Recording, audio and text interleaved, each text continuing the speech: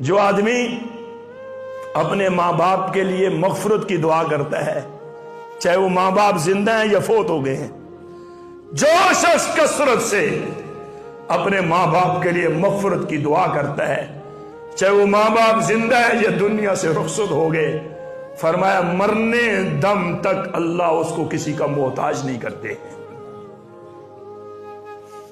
آپ خوش نصیب ہو میرے بھائیوں، آپ کے گھر میں دعائیں دینے والی ماں موجود ہے، دعا دینے والا والد موجود ہے۔ یہ دنیا کی رنگینیاں کچھ بھی نہیں ہے، یہ دنیا کی واہ واہ کچھ بھی نہیں ہے، یہ دنیا وفادار نہیں ہے۔